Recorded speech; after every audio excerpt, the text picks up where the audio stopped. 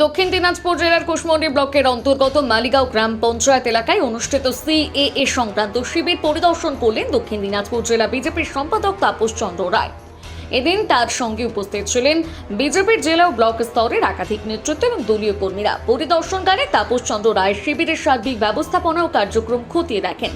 পাশাপাশি শিবিরে আসা সাধারণ মানুষের সঙ্গে কথা বলে তাদের নাগরিকত্ব সংক্রান্ত বিভিন্ন সমস্যার কথা শোনেন এবং সংশ্লিষ্ট কর্মীদের প্রয়োজনীয় দিক নির্দেশ দেন।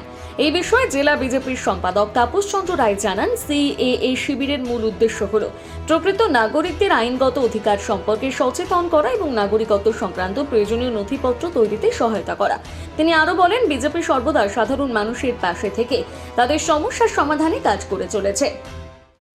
আজ দক্ষিণ দিনাজপুর সাংগঠনিক জেলার কুশমন্ডি বিধানসভার কুশমন্ডি মণ্ডল 3-এ আমি উপস্থিত ছিলাম এবং উপস্থিত ছিলেন আমাদের জেলা কমিটির সদস্য কৃষ্ণ মণ্ডল মহাশয়, আমাদের মণ্ডলের সাধারণ সম্পাদক বিপুল সরকার মহাশয় এবং সেখানকার লোকাল স্তরের সমস্ত কার্যকর্তার উপস্থিতিতে যে আমাদের মালিগাঁও অঞ্চলে যে সিএএ ক্যাম্প করা হয়েছে এবং সেই ক্যাম্পে বাংলাদেশ থেকে আগত যারা নিবাসী রয়েছে তারা ফর্ম ফিল আপ করতে আসেন, সেটাই আজকে পর্যবেক্ষণ করতে গিয়েছিলাম। কাজের গতি কেমন রয়েছে এবং মানুষ কতটা উৎসাহিত।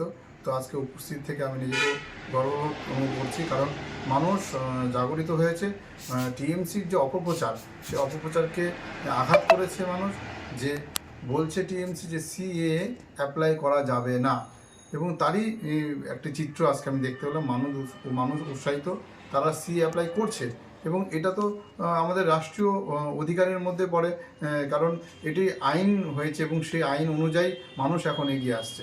তো আমি আগ্রহ করব যে মানুষ এগিয়ে আসুক, বেশি বেশি করে সিএ অ্যাপ্লাই করুক এবং নাগরিকত্বের জন্য যা যা পদ্ধতি সেই পদ্ধতি অবলম্বন করে মানুষ অংশগ্রহণ করুক, এটুকুই বলার ছিল। শিবির পরিদর্শনকে কেন্দ্র করে মালিগাঁও এলাকায় বিজেপি কর্মীদের মধ্যে বিশেষ উৎসাহ উদ্দীপনা লক্ষ্য করা যায়। কুশমন্ডি থেকে দিলদার আলীর প্রতিবেদন, নিউজ টুডে।